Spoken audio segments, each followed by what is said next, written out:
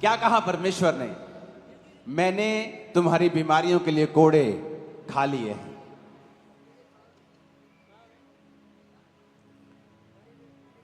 सबूत तुम्हारे सामने है कि नहीं? उसने कहा तुम दबे हुए हो, कुचले हुए हो। तो मैंने आपको फ्राइडे बताया था कि जीसस क्राइस्ट के ऊपर 6 मुकदमे हुए थे। 3 सिविल मुकदमे, 3 धार्मिक मुकदमे। एक भी मुकदमा लीगल नहीं था। धार्मिक मुकदमे हुए तो रूल था कि फीस्ट के दिनों में, पर्व के दिनों में कोई भी मुकदमा धार्मिक नहीं चलाया जा सकता। लेकिन जीसस क्राइस्ट पर जिस दिन मुकदमा चला वो पर्व के दिन थे, इल्लीगल मुकदमे थे। आप जानते, जब आप जज के सामने जाएं और आपका मुकदमा इल्लीगल हो तो उसकी सुनवाई ही नहीं होती, वो एक पॉइंट पर ही रद्द हो जाता है, शुरुआत में ही रद्द हो जाता है और जज डांट कर, झिड़क कर वापस भेज देता है। लेकिन जीसस क्राइस्ट के ऊपर मुकदमा चला। रात को किसी को पकड़ नहीं सकते थे, उसने रात को पकड़ा। और बहुत सी ऐसी घटनाएं थी जो इल्लीगल थी, लेकिन जीसस क्राइस्ट ने वो सहा। और आज जो लोग बंधे हुए हैं, मुश्किल में हैं, टॉर्चर सहन कर रहे हैं, किसी इंसान का या शैतान का, जब प्रभु यीशु मसीह मुर्दों में से जी उठे तो उसने ये बता दिया कि मैंने मूल्य अदा कर दिया है। अगर तुम मुझ पर विश्वास करोगे तो तुम्हारे ऊपर एक भी ये प्रॉब्लम नहीं होगी, क्योंकि मैंने हर एक चीज का हल कर दिया है।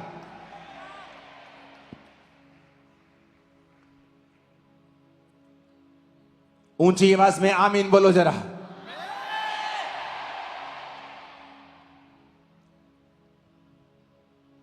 यीशु मसीह का जी उठना इस बात का सबूत था कि परमेश्वर ने सारा कुछ जो खुदा ने हमारे लिए किया, जो हमारे लिए कोड़े खाए, जो गरीब घर में जन्मा, उसकी सुंदरता आदमियों के जैसी नहीं रह गई थी।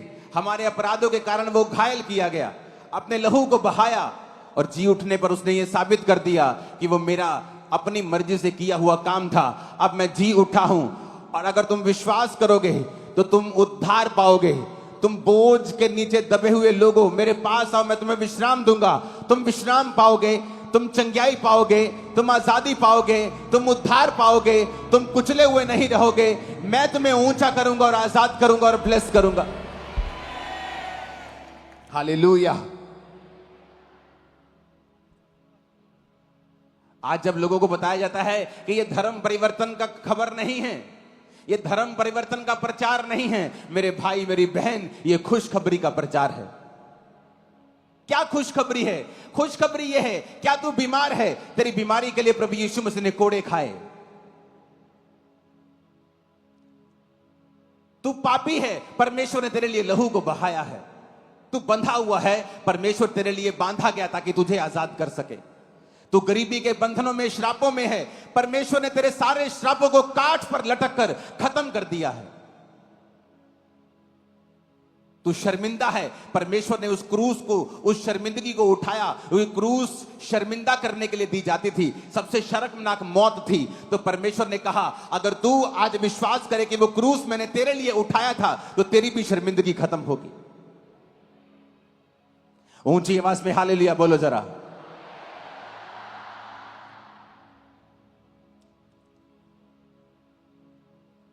यह धर्म परिवर्तन का प्रचार नहीं, यह खुशखबरी का प्रचार है कि प्रभु यीशु मसीह ने सारा कुछ पूरा कर दिया है, कंप्लीट कर दिया है।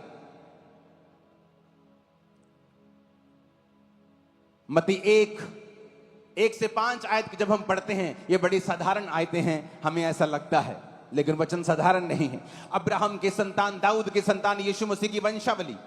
अब्राहम से इजहाक उत्पन्न हुआ, इजहाक से याकूब उत्पन्न हुआ, याकूब से यहूदा और उसके भाई उत्पन्न हुए, यहूदा और तमार से फिरिस और जोहरा उत्पन्न हुआ, फिरिस और हिस्रोन से अराम उत्पन्न हुआ, अराम से अमीनाबाद, अमीनादाब से नहशोन से सलमोन और राहब से बोज उत्पन्न हुआ, और बोज और रूत से ओबेद उत्पन्न हुआ, ओबेद से यशे उत्पन्न हुआ, और उसके बाद दाऊद उत्पन्न हुआ। मैं आपको यह वंशावली क्यों बता रहा हूं? क्योंकि इस वंशावली में जहां जीसस क्राइस्ट की ब्लड लाइन का जिक्र है, एक वैश्या का नाम आता है जिसका नाम है राहाब वैश्या। वचन कहता है यहोशू 2 उसकी 1 से 21 आयत में कि जब मूसा मर गया तो यहोशू ने भेदियों को भेजा, शित्तीम से भेजा, जाकर यरीहो को देखो। और बाइबल कहती पहली आयत में वो चल पड़े और रहाब नामक वेश्या के घर में जाकर सो गए। किसी ने यरीहो के राजा से कहा, आज की रात कई इजरायली हमारे देश का भेद लेने के लिए आए हैं। यरीहो के राजा ने रहाब के पास कहला भेजा, जो पुरुष तेरे यहाँ आए उन्हें बाहर ले आ, क्योंकि वो सारे देश का भेद लेने आए हैं। उस स्त्री ने दोनों पुरुषों को छिपा रखा और इस प्रकार कहा, मेरे पास पुरुष आए तो थे, परंतु मैं नहीं जानती वे कहाँ के थे। और जब अंधेरा हुआ और फाटक बंद होने लगा तब वो निकल गए और मुझे नहीं पता वो कहाँ गए हैं। तुम फुर्ती करके अगर पीछा करो तो हो सकता है तुम उन्हें पकड़ लो।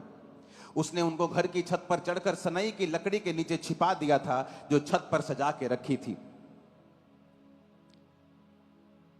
रहाब उन पुरुषों से कहने लगी 9 आयत में, मुझे निश्चय है कि यहोवा ने तुम लोगों को यह देश दिया है, तुम्हारा भय हम लोगों के मन में समाया है और इस देश के सब निवासी तुम्हारे कारण घबरा रहे हैं, क्योंकि हमने सुना है कि यहोवा ने तुम्हें मिस्र से निकलते समय तुम्हारे सामने लाल समुद्र का जल सुखा दिया और तुम लोगों ने सिहोन और ओग नामक यरदन पार रहने वाले अमोरियों के दोनों राजाओं का नाश कर दिया है। सुनते ही हमारा मन पिघल गया और तुम्हारे कारण हमारे जी में जी न रहा, क्योंकि तुम्हारा परमेश्वर यहोवा ऊपर के आकाश का और नीचे की पृथ्वी का भी परमेश्वर है।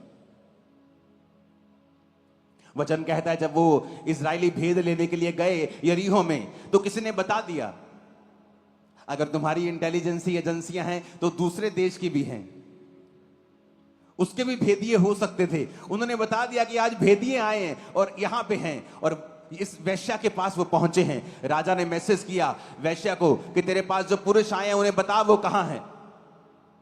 वेश्या कहती वो आए तो थे लेकिन वो चले गए और उन्हें उन छत की ऊपर लकड़ियों के नीचे उसे छुपा दिया। जब वो पुरुष चले गए तो वो भागी भागी गई और कहा कि मुझे मालूम है तुम्हारा परमेश्वर जिंदा परमेश्वर है।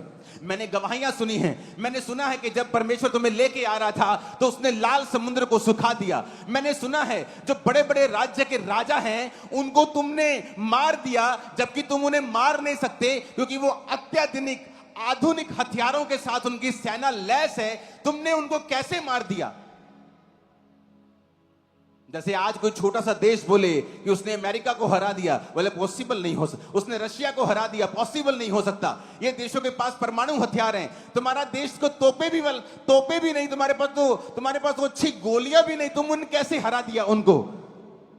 तो रहाब को मालूम था जो ये कर रहा है ये परमेश्वर है, इस प्रजा के संग परमेश्वर है, इन लोगों के संग परमेश्वर है। उसने समाचार का विश्वास किया, उसने गवाहियों पर विश्वास किया, जो खुदाबंद कर रहा था उसने स्वीकार किया। इसलिए प्रभु यीशु मसीह कहते हैं, जब लोग पूछते हैं हे पिता मैं उद्धार पाने के लिए क्या करूं, पास्टर जी मैं उद्धार पाने के लिए क्या करूं, तो प्रभु का वचन कहता है जो परमेश्वर ने किया है उस पर विश्वास कर।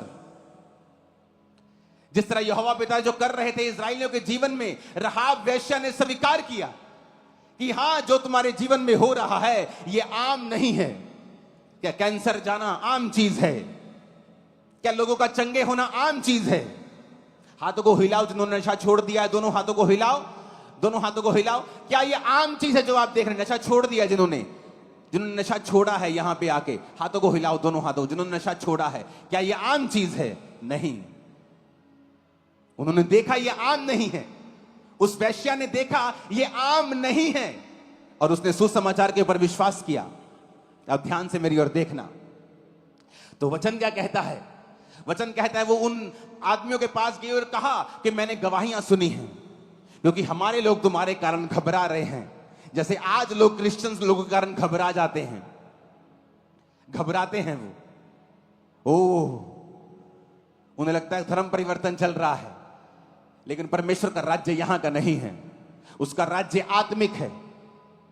और वचन कहता है रहाब वेश्या ने परमेश्वर के योजना के ऊपर विश्वास किया और उन आदमियों से कहा अब मैंने जो तुमको बचाया है तुम मेरा ध्यान रखना, मेरे घर वालों को, मेरी फैमिली को और जो कुछ उनका है छोड़ देना।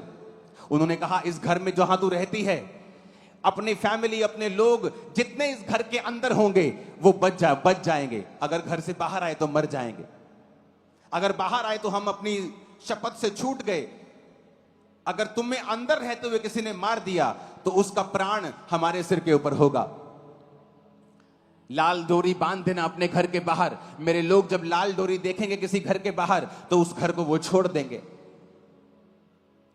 परमेश्वर ने कहा तू बच, तेरा घराना बचाया जाएगा। आज भी बहुत से लोग हैं जब अन्य जातियों में वो रहते हैं, लेकिन जब परमेश्वर की महिमा को देखते हैं, जब परमेश्वर की चंगियाई को देखते हैं, परमेश्वर के कामों को देखते हैं, वो सुसमाचार को सुनते हैं कि परमेश्वर वाकई ही धर्म परिवर्तन करने नहीं, जीवन बदलने के लिए आया है, वो रिस्क लेते हैं। राहाब वेश्या ने रिस्क लिया। आप प्रधानमंत्री के खिलाफ भी नहीं जा सकते अगर आप नॉर्मल सिटीजन है तो, हालांकि वो संविधान से बंधा हुआ है, लेकिन एक राजा के खिलाफ जाना वो तो बिल्कुल ही आउट ऑफ द वे है। अगर राजा के खिलाफ गए तो राजा को कोई भी केस करने की जरूरत नहीं है तुम्हारी कोर्ट के ऊपर, वो सीधा तुम्हें मृत्यु दंड दे देगा और कोई उसको रोक नहीं सकता। राहाब को ये जानते हुए भी कि अगर ये लोग पकड़े गए, अगर मैं पकड़ी गई तो मृत्यु मुझे मिल सकती है, लेकिन वचन कहता है उसने रिस्क लिया क्योंकि उसे मालूम था कि परमेश्वर यही जीवित परमेश्वर है। आज कई विश्वासी जब लोग परमेश्वर की ग्लोरी को देखते हैं, क्या आपने गवाहियां नहीं सुनी जिस तरह राहाब वेश्या ने सुनी थी? क्या नहीं सुनी आपने सुनी, लेकिन किसने उद्धार पाया? कौन परमेश्वर के ब्लड लाइन में शामिल हुआ? किसके लिए परमेश्वर ने वो किया और किसको उसका फायदा होगा? अगर उसने लहू बहाया तो किसको फायदा होगा? वो जो परमेश्वर पे यकीन करेगा। अगर उसने कोड़े खाए तो कौन चंगा होगा? वो जो परमेश्वर को अपना उद्धारकर्ता ग्रहण करेगा, क्योंकि चंगियाई तमाशा करने के लिए नहीं है, चंगियाई तुम्हारी आत्मा को बचाने के लिए है। इसलिए जो लोग चंगियाइयों को 25-25 हजार में बेचने लगते हैं उन पर भारी श्राप पड़ता है हमेशा, क्योंकि चंगियाई का मकसद है कि कलीसिया परमेश्वर की ओर मुड़ जाए और तौबा कर ले, बस। और किस चंगियाई का कोई मकसद नहीं है। जीसस ने कोड़े खाए चंगियाई के लिए, किसके लिए? लेकिन यह है जो उसको अपना उद्धारकर्ता ग्रहण करेगा। जब हमें मालूम हो गया कि जीसस ने इल्लीगल मुकदमों को सहा ताकि मेरी जिंदगी में जो धक्का हो रहा है, अन्याय हो रहा है, मैं उससे आजाद हो सकता हूं अगर मैं जीसस क्राइस्ट के ऊपर विश्वास करूं तो। मेरे जीवन में अगर बीमारी है, मैं आजाद हो सकती हूं अगर मैं जीसस क्राइस्ट के ऊपर विश्वास करूं।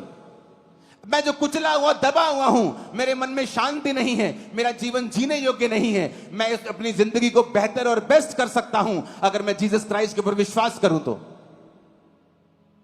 जीसस ने कहा जो कुछ पिता ने किया है उस पर विश्वास कर तो तू उद्धार पाएगा।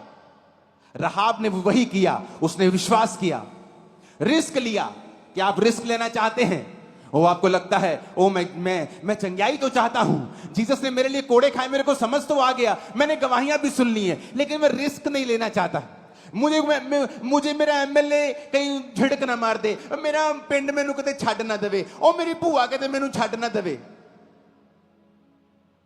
तुम एक नालायक व्यापारी हो और तुम एक नालायक पुरुष और नालायक औरत हो। तुम उस व्यक्ति के समान हो जिसके हाथ के ऊपर छोटा सा कैंसर का फोड़ा है और डॉक्टर कहता है बेटी मैं निकाल दूंगा, उसके बाद कभी नहीं होगा, ये फैला हुआ भी नहीं है। तुम बोलो नहीं दर्द होगा मेरे को। कितनी देर दर्द होगा डॉक्टर साहब? एक दिन दर्द रहेगा। नहीं मैं नहीं दर्द रहना चाहता। वो कैंसर का फोड़ा बड़ा हो गया और उसने तुम्हारी जिंदगी खत्म कर दी। तुम छोटा सा विरोध नहीं सह सकते, छोटा सा सताव नहीं सह सकते, यीशु मसीह के कारण छोटी बातें नहीं सह सकते, तो तुम उसके कोड़ों की जो चंगियाई है उसके काबिल भी फिर नहीं हो। उसने सब कुछ तुम्हारे लिए कहा है, तुम्हारे लिए किया है, पर उसने ये भी कहा है, राहाब को परमेश्वर ने अपनी ब्लड लाइन में शामिल कर लिया। आज जब जीसस क्राइस्ट के रिश्तेदारों की बात आती है तो राहाब वेश्या उसमें है।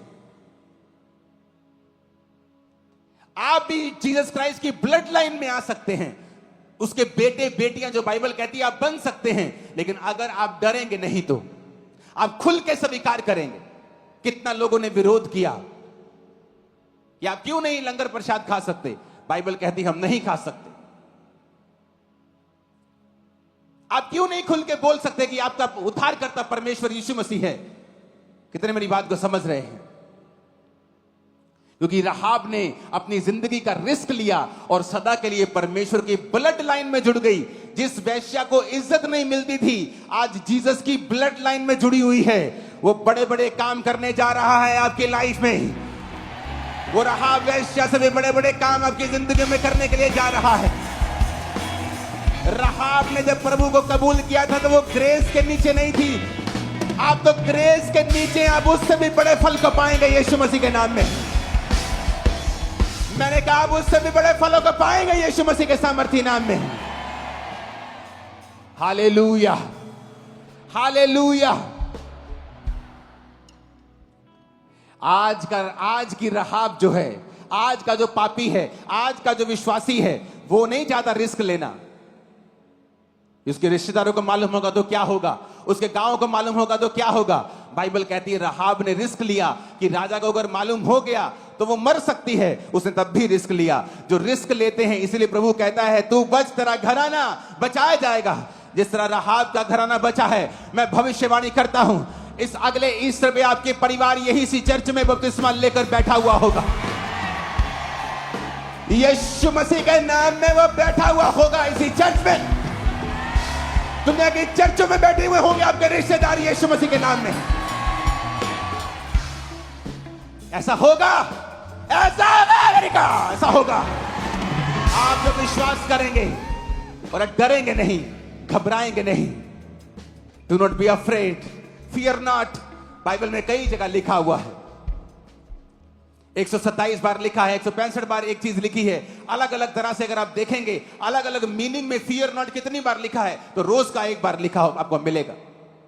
वो रोज कहता है फियर नॉट, मत डर, मत डर, मत डर। लेकिन पतरस भी डर गया एक दिन और झोलने लगा, और प्रभु ने कहा ए अल्प विश्वासी, तूने क्यों संदेह किया। एलिया भी एक दिन डर गया और भागने लगा। परमेश्वर ने कहा ए अल्प विश्वासी, तूने क्यों संदेह किया। विश्वास करो जो उसने किया है।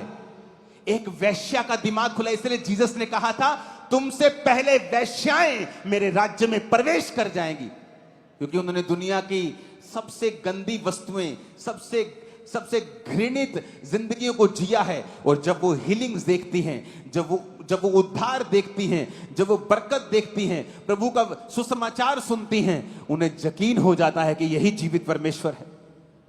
प्रभु ने भी कहा तुमसे पहले महसूल लेने वाले, ब्याज लेने वाले और वेश्याएं तुमसे पहले मेरे राज्य में प्रवेश कर जाएंगी, क्योंकि उन्हें किसी चीज की परवाह नहीं है, उन्हें अपनी इज्जत की परवाह नहीं है, क्योंकि वो लुट चुकी है।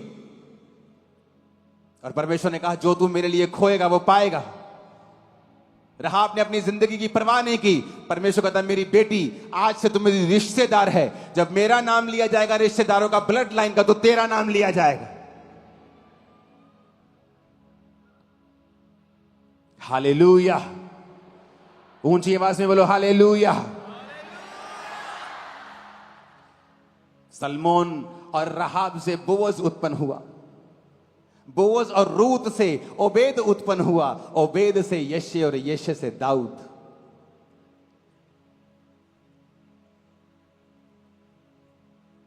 दाऊद की दादी परदादी अगर आप ऊपर देखेंगे तो रहाब आती है। परमेश्वर दाऊद के वंश से निकला, दाऊद रहाब के उस वंश से निकला। उसने कहा अगर तू जो मैंने किया है उस पर विश्वास करेगा, मेरे खत्म किए हुए कामों के ऊपर, तो तू उद्धार को पाएगा। सब बोलो आमीन।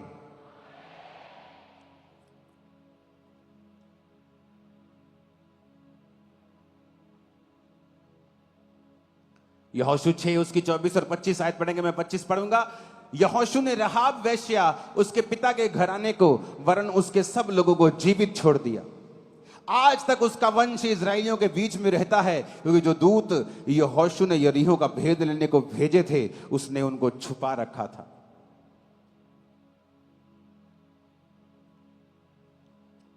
ऊंची आवाज में हालेलुया बोलो जरा।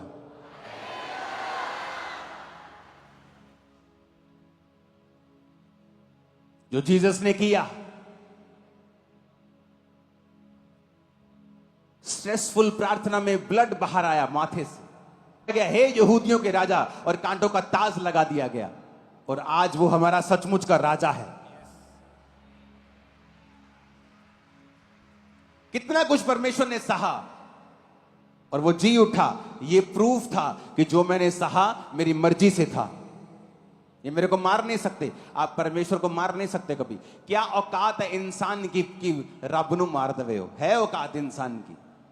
चेलों को मार दिया क्योंकि चेले आपकी तरह और मेरी तरह इंसान थे।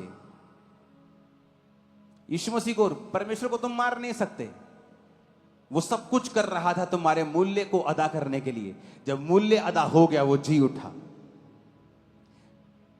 शुक्रवार वो मारा गया, शनिवार उसने कैदी आत्माओं को प्रचार किया, और जब उसका काम पूरा हो गया संडे मॉर्निंग वो जी उठा।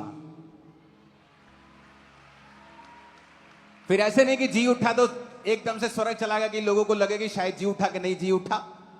उसने अपने हाथों को, कीले वाले हाथों को, कीले वाले पैरों को, पसली के उस छेद को, पवित्र आत्मा को बोला कि इसे ऐसे ही रहने देना। आज भी यीशु मसीह जब पिता के दाहिने हाथ बैठे हैं, उनके हाथों और पांव में आज भी छेद हैं, और वो सदा हम देखेंगे। जब स्वर्ग में होंगे सदा उन छेदों को हमेशा देखेंगे हम। वो देखने वाले छेद हैं, हमेशा देख पाएंगे। वो हमेशा ऐसे ही रहेंगे, एक प्यार के चिन्ह के रूप में। और बाइबल कहती है उसने सब कुछ करके जब संडे के दिन वो जी उठा, फिर ऐसे ही ऊपर नहीं उठाया गया, उसने रोटी खाई, बार बार चेलों को दिखाई देता रहा, लोगों को दिखाई देता रहा, बहुत से मिरेकल्स के काम, बहुत से ऐसे काम किए चेलों के बीच में, और 40 दिन फिर उनके बीच में रहा। 500 लोगों के भीड़ के साथ वो पहाड़ पे था, फिर प्रीच किया, फिर प्रचार किया और कहा अब जाओ और सब बातें लोगों को बताओ, और बाप बेटा पवित्र आत्मा के नाम में उन्हें बपतिस्मा दो, चेला बनाओ, उन्हें सब बातें उन्हें मानना सिखाओ। और देखो जगत के अंत तक मैं तुम्हारे साथ हूं, युगों के अंत तक मैं तुम्हारे साथ हूं।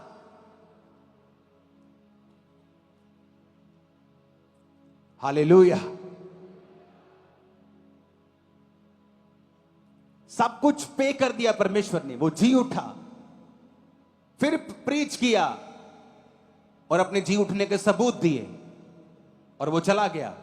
और उसने कहा मैं चला गया हूं लेकिन मैं तुम्हें अनाथ नहीं छोड़ूंगा, मैं तुम्हें सहायक भेजूंगा। पवित्र आत्मा को, अपनी आत्मा को फिर भेजा, और आज भी वो आत्मा हमारे बीच में कौन कर रहा है हीलिंग? किसी इंसान की औकात नहीं है कि वो इतने बड़े बड़े काम कर दे। बाइबल कहती है आज भी पवित्र आत्मा अपने दासों के बीच में से होकर उन्हें वरदान देता है, उन्हें एबिलिटी देता है, सामर्थ्य काम करने की शक्ति देता है। कौन? पवित्र आत्मा। जो हीलिंग, जो डिलीवरेंस, जो काम आप देखते हो, ये वही परमेश्वर का आत्मा है जो यीशु मसीह के जी उठने के बाद परमेश्वर ने पेंटिकोस्ट के दिन लोगों को दिया था।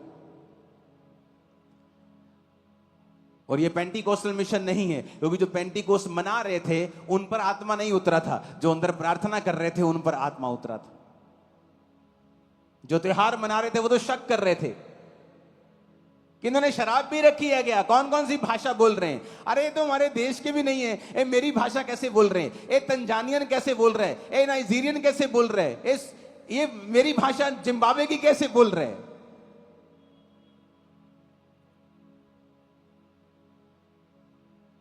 अगर आप विश्वास करेंगे और किसी दुनिया की परवाह नहीं करेंगे, क्योंकि जो कुछ आपके सामने हो रहा है ये कहीं नहीं हो रहा सिवाय परमेश्वर के घरों के। और अगर आप विश्वास देखकर भी नहीं कर पा रहे हो, फिर आप उद्धार के काबिल नहीं हो। राहाब ने देखा और विश्वास किया, उसने कहा ऐसा तो नहीं हो सकता है, क्योंकि प्रभु इनके संग हैं, ये तभी हो रहा है। इसलिए मैंने कहा अगर आप विश्वास करेंगे और डरेंगे नहीं, आपके रिश्तेदार आपको बीमारियों से आजाद नहीं कर सकते। मुसीबत पड़ने पर 95% से लेकर 99% तक भाग जाएंगे।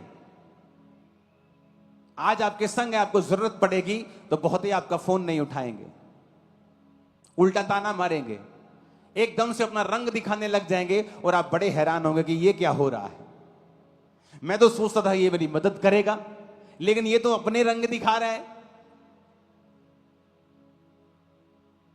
लेकिन जीसस जब काना में थे और दाखरस कम हो गया, जीसस ने एक भी ताना नहीं मारा, पर उस फैमिली को शर्मिंदगी से आजाद कर दिया।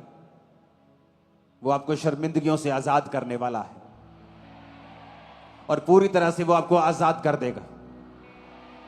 मैंने कहा वो पूरी तरह से आपको शर्मिंदगियों से आजाद कर देगा। हालेलुया।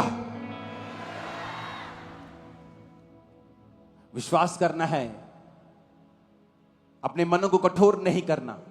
एक वेश्या ने विश्वास कर लिया और उसके मुताबिक काम करना शुरू किया, क्योंकि जीसस ने जो कुछ आपके लिए किया है उसे व्यर्थ मत जाने दें। बिलीव करें खुद भी और लोगों को भी करवाएं, बताएं, सुसमाचार बताएं कि वो जी उठा है, कि ये गुड न्यूज है, तुझे बीमार रहने की जरूरत नहीं। ये गुड न्यूज है, तुझे गरीब रहने की जरूरत नहीं। ये गुड न्यूज है कि तुझे शैतान के बंधनों में रहने की जरूरत नहीं, क्योंकि एक व्यक्ति जिसका नाम जीसस क्राइस्ट और वो परमेश्वर भी है, उसने तेरे लिए सब कुछ कर दिया है। अगर तू विश्वास करेगा तो उद्धार को देखेगा। आमीन। ऊंची आवाज से बोलो आमीन। आज जब प्रभु भोज हम ले रहे हैं, हम विश्वास करते हैं कि प्रभु यीशु मसीह हमारे लिए मारे गए, गाड़े गए और तीसरे दिन मुर्दों में से जी उठे, और हम उसका प्रचार करेंगे। हाँ या ना?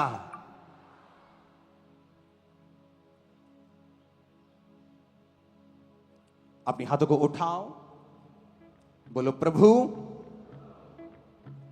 रहाब वेश्या ने तेरे वचन की प्रतीति की, मुझे ढीठ मत होने दे।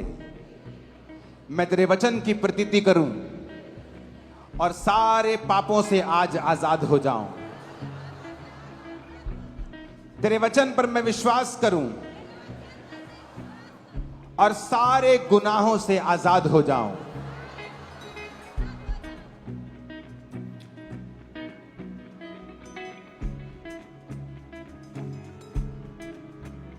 जिनके हाथ में प्रभु भोज नहीं है, पहुंचा नहीं, कोई है ऐसा? हाथ हिलाओ तो।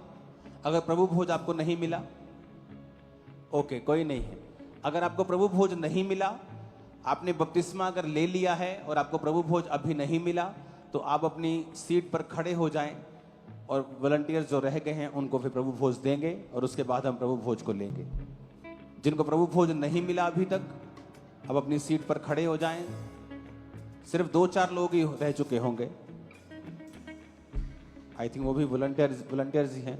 अगर बपतिस्मा लिया है और प्रभु भोज आपको नहीं मिला, तो आप खड़े हो जाएंगे और उसके बाद हम प्रार्थना करेंगे। अपने हाथों को उठा, बोलो परमेश्वर, आज से मैं ढीठपन को छोड़ता हूं, दोगलेपन को छोड़ता हूं, वायदा करता हूं बपतिस्मा लेने का, सुसमाचार के पर प्रैक्टिकली विश्वास करने का। मुझे दलेरी दे, ताकत दे, मैं तेरा प्रचार कर सकूं। जो मैं विश्वास करता हूं, अपने विश्वास को मैं दूसरों के साथ बांट सकूं।